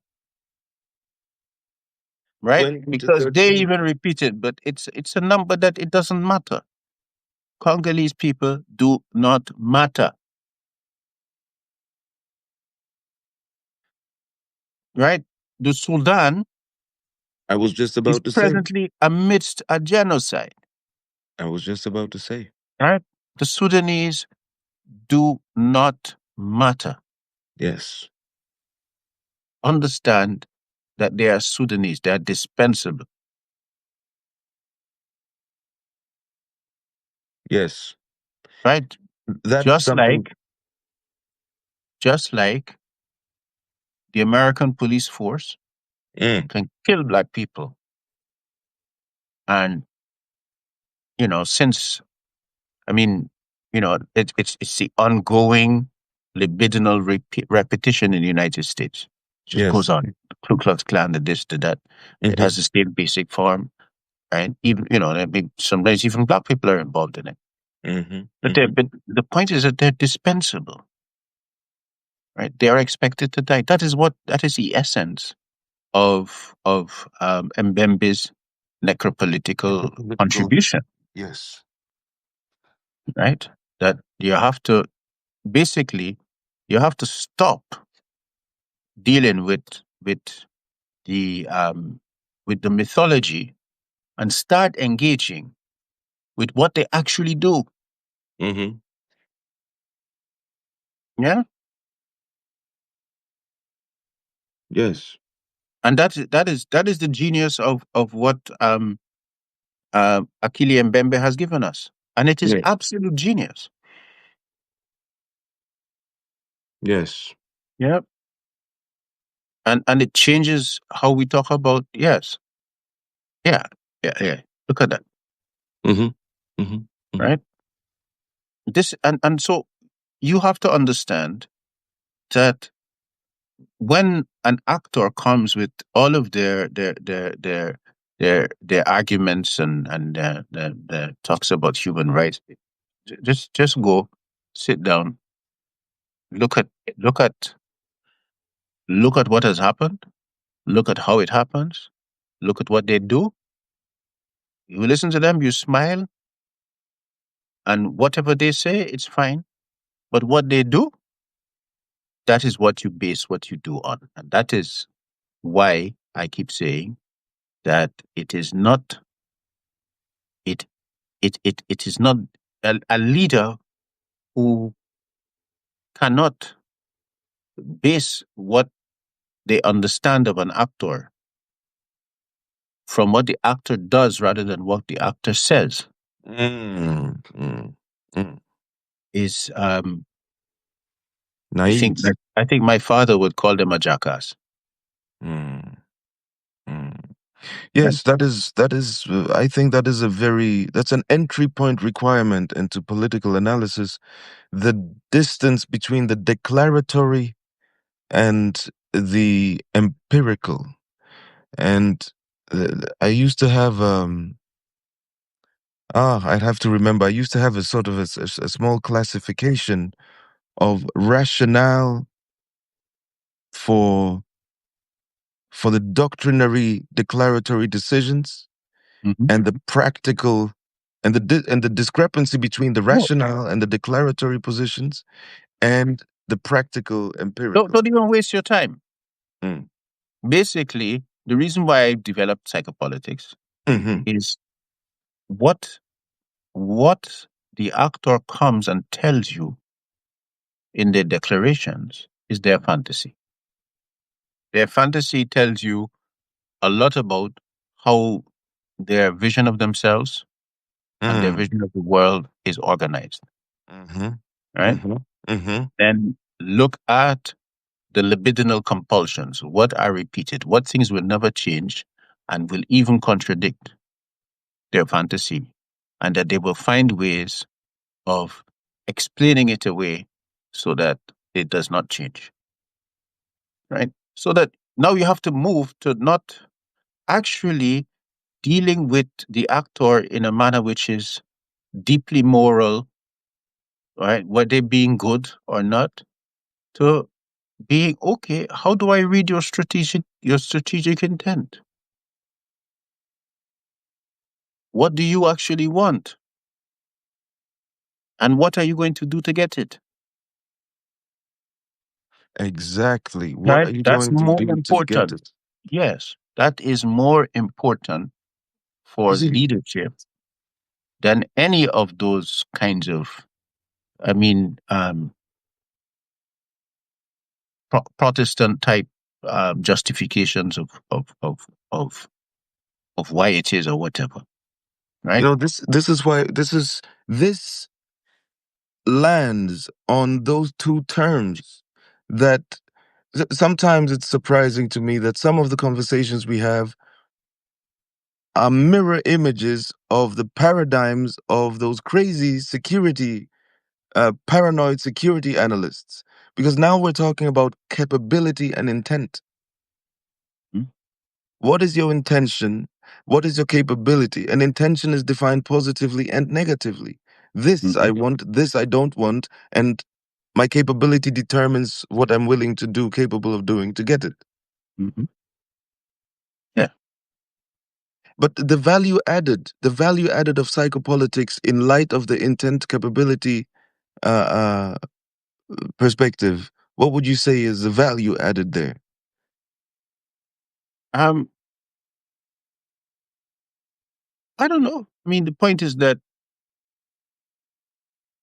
when so what is always true about human beings is that somebody will come and tell you a story. They might actually believe it, right? Mm-hmm. And so tell me, you need to develop your country. Well, of course I need to develop my country, right? Mm-hmm. And so I turned around to him. I said, "Look, I have uranium. I want to build some atomic power stations." No, you can't do that. You But why can't do can't I do that. that? It's too far along. You need to build up the kind of capacity that you have. No, I just want to leapfrog, man. Why? If you want to take out my uranium, I don't mind, but at least build me a power station because you have one, right? And teach my people to read, right? If you insist on that, you're dead, right? So you have to understand.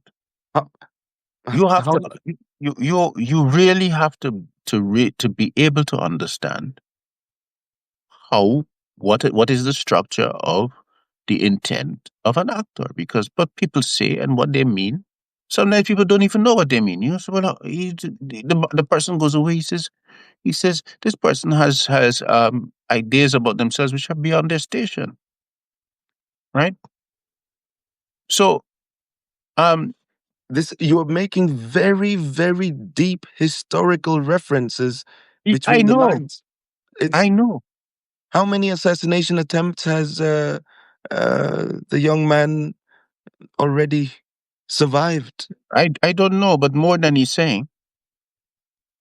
And this Okay. is so. This is one. And another thing that came to mind listening to you say these things is yes, this is something very personal, very personal. So, Alex, when I hear these kinds of accurate descriptions of the place I happen to have been born into, which is this planet, and the way the thing was already running. The thing was already running. I was born into this, and I've grown up in this, and now I'm understanding that these machines have been turning and churning since time immemorial, and now I'm in the middle of it. Yes. Alex, what do I do with this now that I've But a you little have to bit of you have to understand that you cannot read power ideologically. You have to point read one? power as power, right? And so that if you're in the state that you're perhaps advising a leader, and the Mm-hmm, leader is saying, "I want to build a nuclear power station because we have our uranium." You say, "Well, I'm sorry, please don't say that. Better, better that we send some people to go and study nuclear technologies, etc., in there and become part of that thing. And maybe one or two might come back. We send 15, but one or two might come back. And on that, we can build.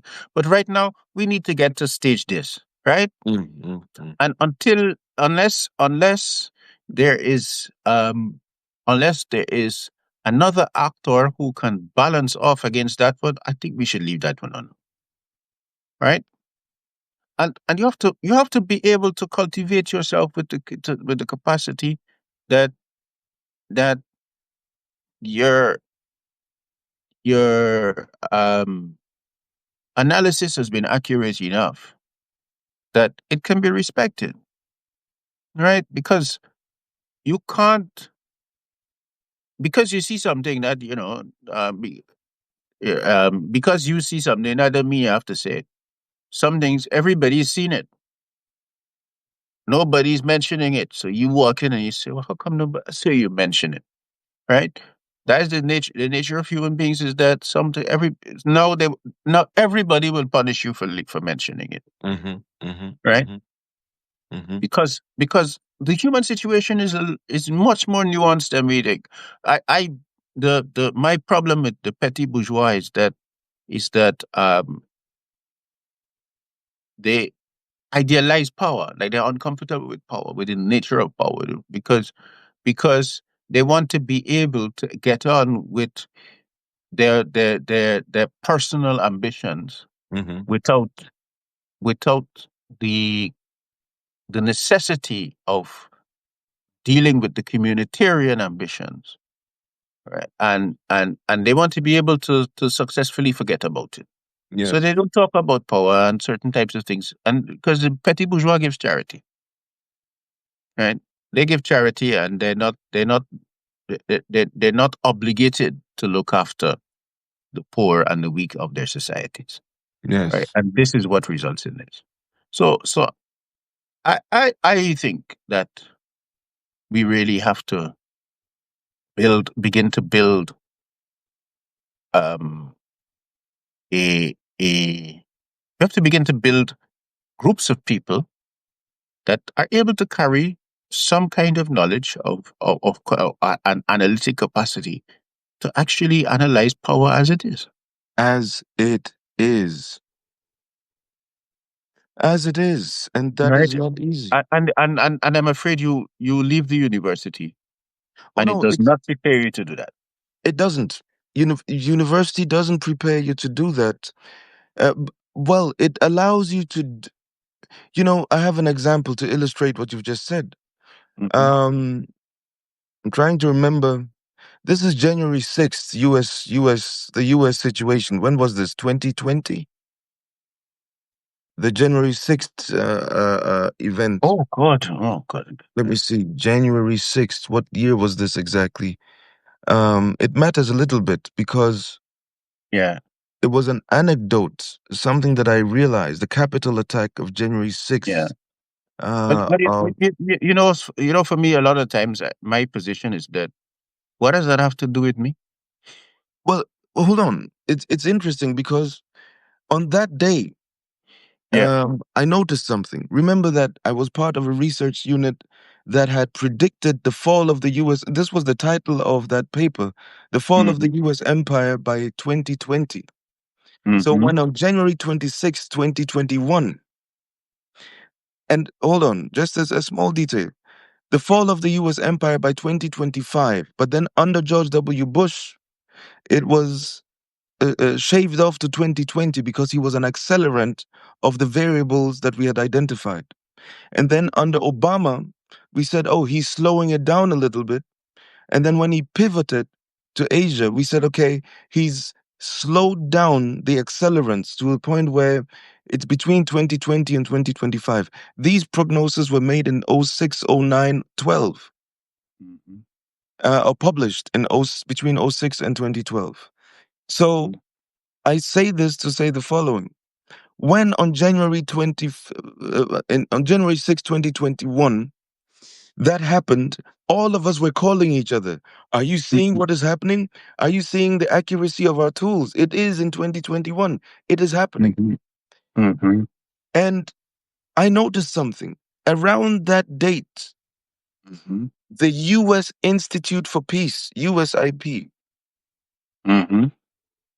right? So I went to the website of the USIP to check what are they saying about this? Because at that moment you don't know whether the political system of the US is going to implode or whether this is Mm-hmm. just some kind of little surface skirmish, which it turned out to be in the end. And I went to the USIP page, United States Institute for Peace page. There was nothing, nothing. There was nothing, nowhere, anywhere about a possible such an event Why do you inside think that is? the United States Institute for Peace. And what they do is conflict analysis. They I'm do asking why you think that is. for the exact reason you mentioned it before. The university does not prepare you to see the mote in your own eye. Not only that, but he who pays the piper Ah, plays the tune. that is it. That is the fundamental law of power. There it is. Yeah. He who pays the tune pays the So he piper. pays the piper, plays the tune. So that um once who is going to be employing you for your peace studies and your conflict resolution. And ultimately, that day is the answer. I mean, if you don't know, Hmm. then you knew. because you wanted to understand what is going on in the US, what are the implications going to be, who are the actors, who financed it, the actor analysis, what are the means at the disposition of the people storming the No, no, Capitol, no. You're not allowed to do that. and, and No. what groups might be interested inside the country and outside the country in supporting this, and what armaments do they have. Yeah, Uh, yeah. You're gonna and if you hold that kind of conversation in that kind of terrain, you're likely to end up um with the security services. or something of the kind. And the Yeah. funny thing is, of course, the mandate of USIP is extraterritorial sort of foreign conflicts and stuff, but you have the skill set to diagnose what's going on. And there was Yeah, nothing. that's why you particularly cannot be idealistic. Exactly. So this is just a sort of a real factual thing that I observed Mhm. to illustrate the truism that you've spoken. And it was something, and this is the point, this is the cherry on top. As I was checking, other institutes were publishing quick notes about what they're observing, etc. The Mhm. USIP had nothing because, of course, the mandate is to study conflicts outside of the US. Fine. But then they were writing about a potential coup in Cote d'Ivoire as the potential coup situation was being observed in their own territory. The Yes, absurdity of it was inconceivable. yes, and okay. So I mean, I would, you know, I'm going to step back because what we're looking at in let's say in Guyana and Venezuela Mm, is that my prediction is that at the end of this, mm. United States will have a base in Guyana. Well, we'll expand the base because there is one already, right? Not really, Not but a really. proper base, A proper base in Guyana. right? A But then proper base. what happens to Venezuela? Because I remember very well studying the situation under Hugo Chavez, and I remember very well that there were two almost successful attempts at toppling his regime, and I Yeah. remember, I remember it failed because the coup efforts couldn't get the army to join the coup effort. And so to me, as an sort of consultant, if I were to consult or speak on that matter, I would say the neuralgic point for success or failure of toppling the Venezuelan regime is whether you can co-opt the military or not. If you Well, co-opt the army, Venezuela falls. If you can't co-opt the army, Venezuela will stand as it is. I would say something else. I would say that the American way Mm, is either to be in control of how your resources are extracted and get to market, yes. or to block your resources from market, or to destroy your infrastructure and pick up the contracts to rebuild Germany. right? The German Germany, case. Iraq, Yes. right? Naomi That Klein, right? Chaos. yeah, What's that book again? The Chaos shock doctrine, Economy. The Shock Doctrine. Thank you. Yes. right? Mm. So so that the United States has a number of strategic goals, Yes. and its its strategic doctrine has learned how to, even with a declared goal, to fail, Mm. but to line up your ducks enough so whatever happens, you come out on top, Mm-hmm. Mm-hmm. right? Mm-hmm. Now the, the there are some strategic matters. What I'm saying is, first of all, don't be surprised if after this, because Maduro has offered some access to American companies in ways as a peace offering, but they've said no. right? Mm. So it must. So it is that they do not feel that what he has offered is sufficient, or they feel that they could get more. So the lineup is how they're going to get more. Mm. If if if they put troops on the ground, the best time to do it is after the hurricane. Mm. If they can survive the hurricane, right? If they can immediately after the hurricane, that's the time to come in, right? That's the one. If they miss that, then any a- any the tradition of of Latin America and that region is Mm-hmm. guerrilla warfare. So you protract your guerrilla warfare, and because we don't have the kinds of weapons industry to deep weapon. No, that's not what we can do. But we can use terrain. Mm-hmm. But we Terrain. have we have used terrain successfully for many centuries. Right, first against the Spanish, then against everybody else who came. Mm-hmm. I mean, the Jamaican Maroons still have place, still have their place independent of the state. Mm-hmm. Uh, um, but as a result of that kind of disruptive technique, right? So the Americans know exactly what they would be getting into, Mm-hmm. and I don't think if they get into it, then they know, but they better bring the numbers, right? These Yes. are numbers games, right? And they're not as quick as you think. And I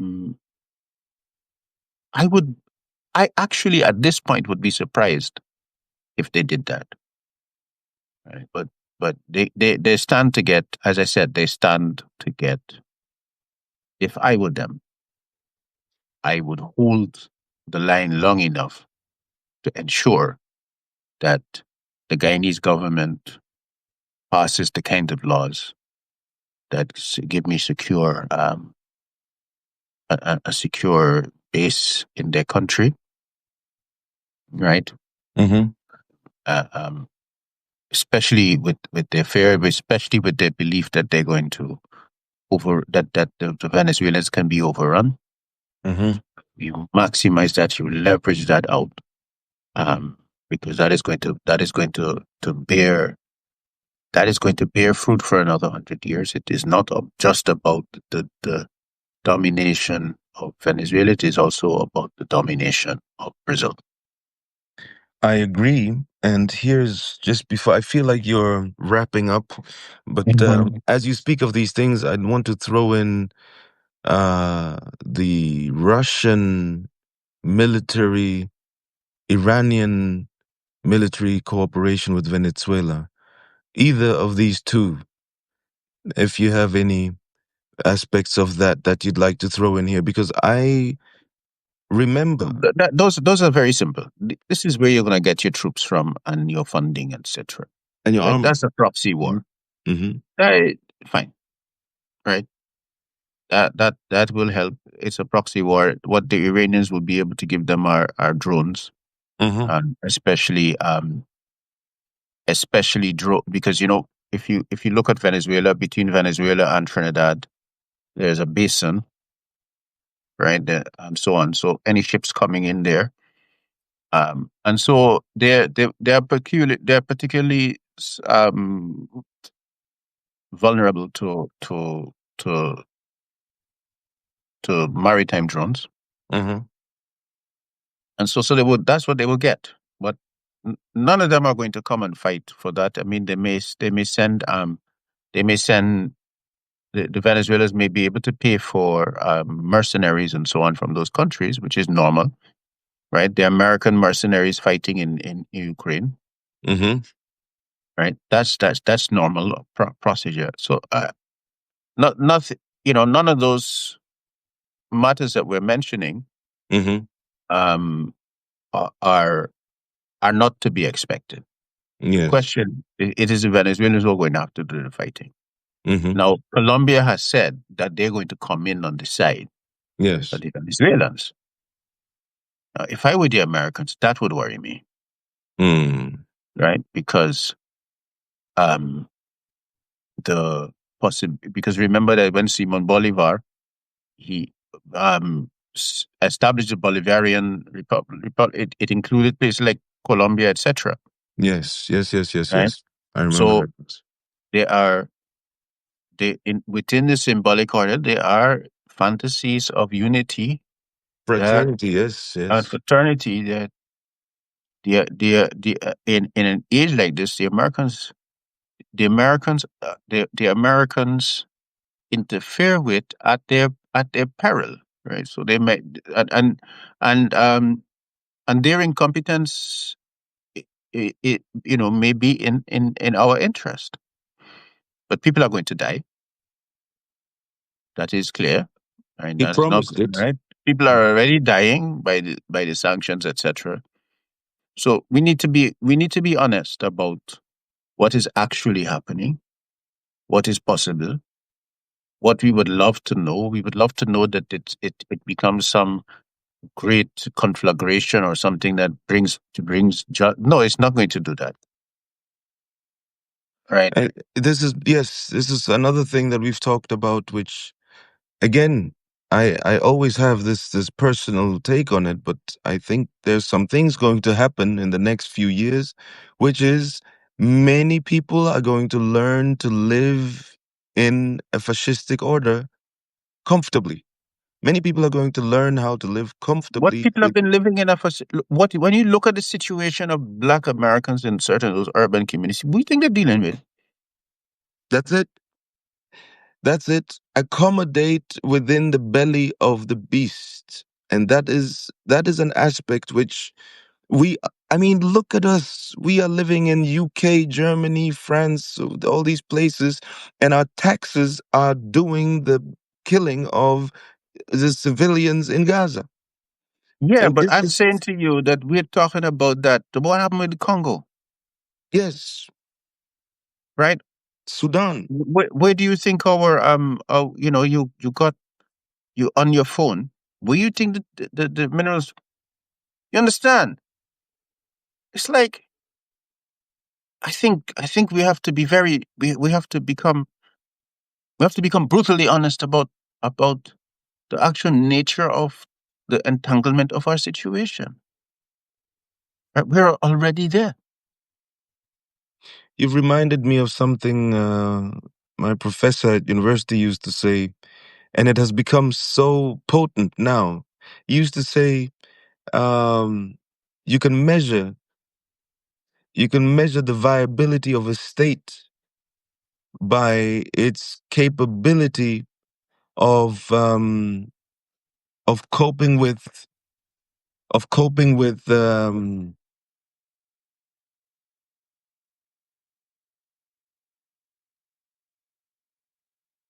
it- so deviance. Deviance is the word I was looking for. You measure the viability of a state by measuring its capability of dealing with deviance. A state that functions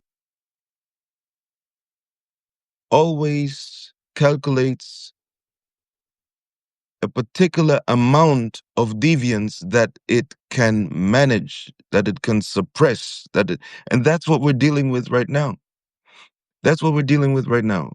We have to digest all these horrible things that we're watching, and the amount of deviance that the system expects from its population has already been accounted for, and there are counterinsurgency resources allocated for that already.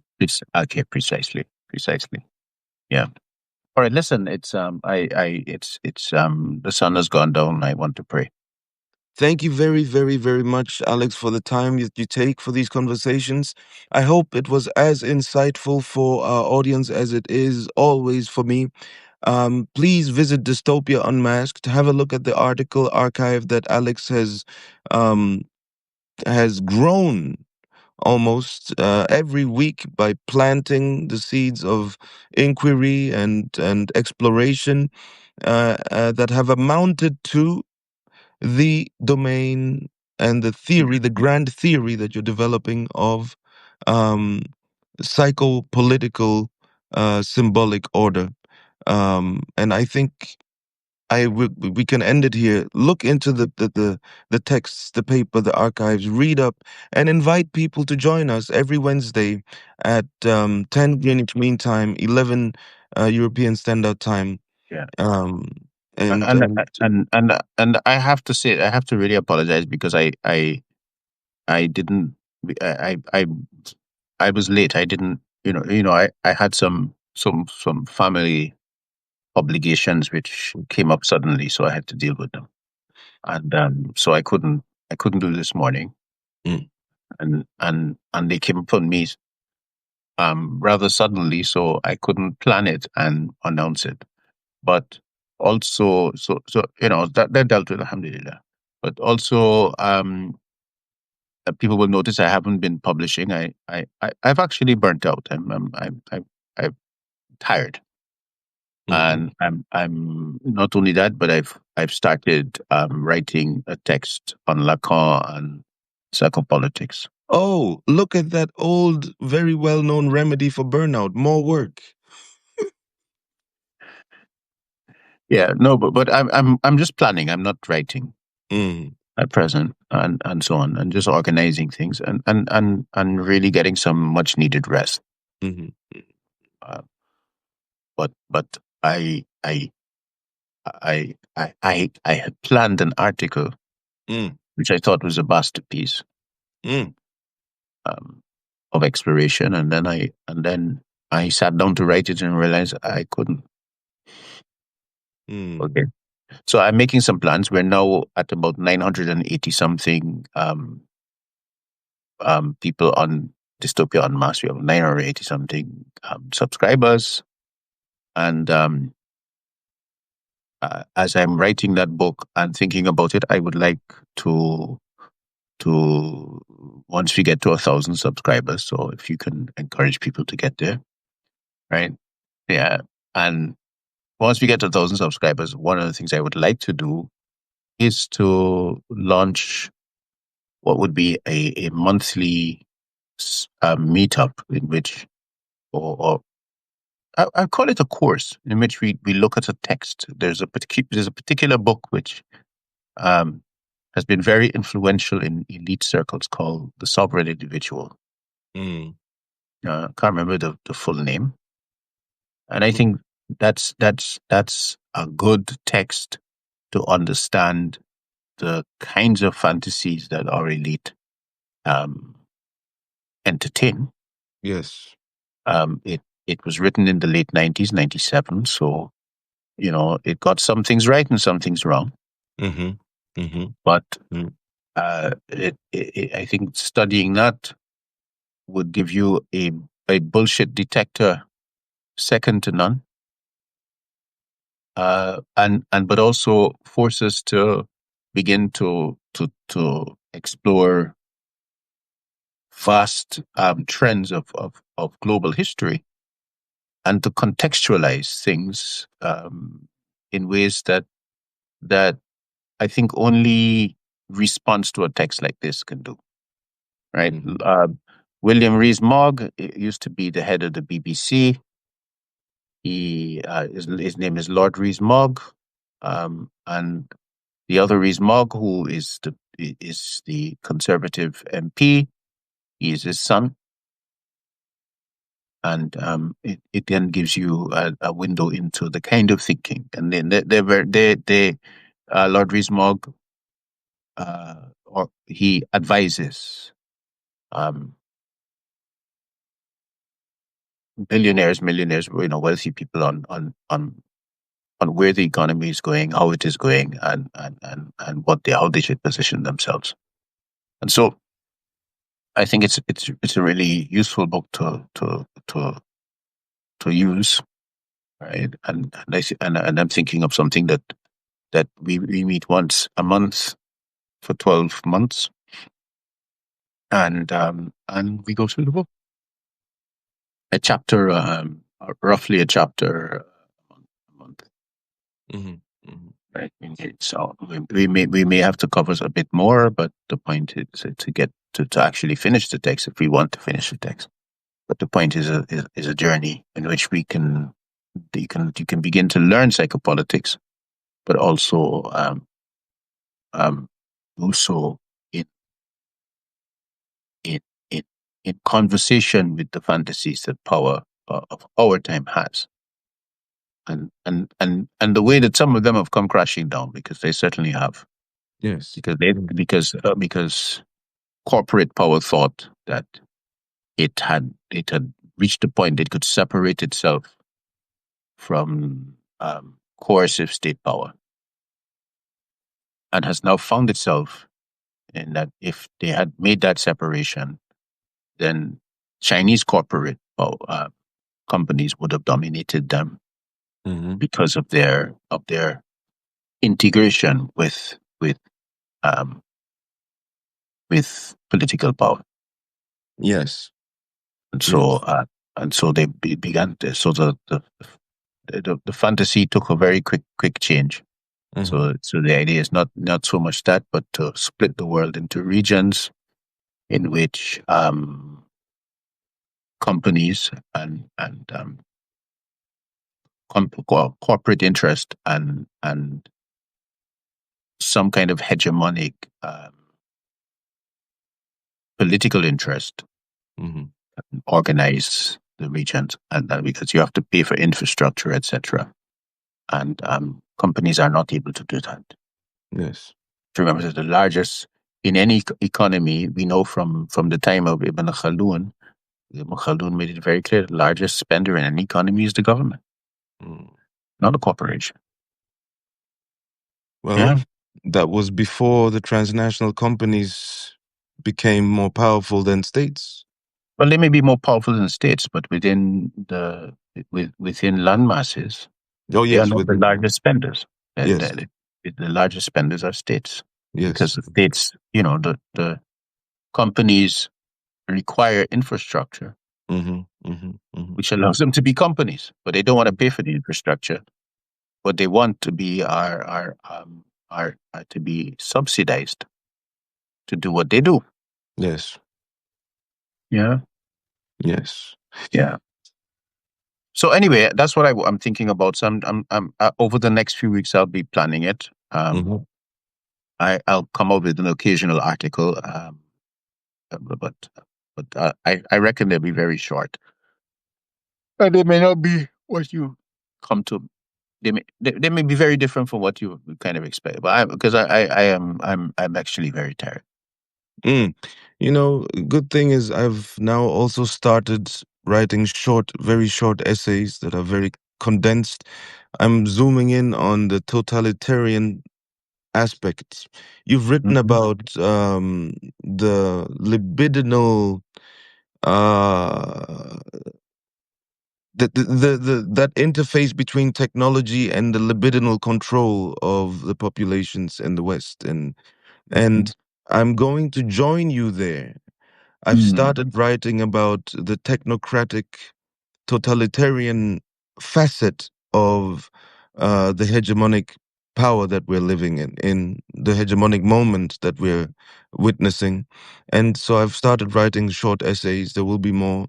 I've written about panoptic power and technocratic narrowing, two essays, very brief, that I've uploaded on Substack. I'd invite our audience to have a look at them. It's 2-minute reads, 2-minute reads, really, essays, very short, and help me develop those ideas further in the comment section with feedback. I'd appreciate that very much. And I'm gradually walking my essays into or let us say, I'm flowing with these essays into the larger bodies of fluid work that you've produced. So I'll be flowing into the larger. These are rivulets flowing into the larger body of work you've left in our. Well, flow, brother, flow. Yeah. We have to we really have to radically increase the kind of way the output that will influence the next phase. Mm-hmm, mm-hmm, mm-hmm. Yeah, so I look forward to reading that, to joining that reading group, and to being a part of it, and look forward to writing more short essays until such time as they warrant a larger, more hefty kind of analysis. But until then, I'll be doing my little 2-minute pieces. Okay. All right. Okay. Well, guys, it's always a pleasure. I'm sorry we didn't engage with the questions in the way that we normally do. I think that well, for me, most of the time I actually couldn't see them. Mm, yeah. um, yeah, and Anurag, no, thank you. I have to say that you guys turning up with the consistency that you have has actually forced me to also to turn up. So Mm, this is a two-sided matter, and so I really have to thank you guys for accompanying me on this journey. It's been quite a journey. Right? mm, I'm shocked at the amount of work that I've actually done. I mean, the articles are just. I mean, you've seen those articles. Well, I produce almost as much material on theory in order to produce them. mm-hmm, mm-hmm, Right? mm-hmm. So it's a lot. I think I produced about 150,000 words on theory, and just and I think about 10 novel um, contributions to political theory, or even in terms of linguistic and of linguistics. I think I yeah. So it's been quite a journey, and I Yes, think if and also um and and a lot of it has been just because, well, also because people have come, yes, and so I felt obligated to honor that, and so I, mm-hmm, I must thank you. All right, yes. it's late. I'm gonna go. Thank you very much, Alex. And I'll see you in Substack in your archives, in your posts, and I'll see you during the week. We'll call and speak as usual. Okay, Thank guys. you. Thank you for Bye. coming, Bye bye. and you take care. Yeah.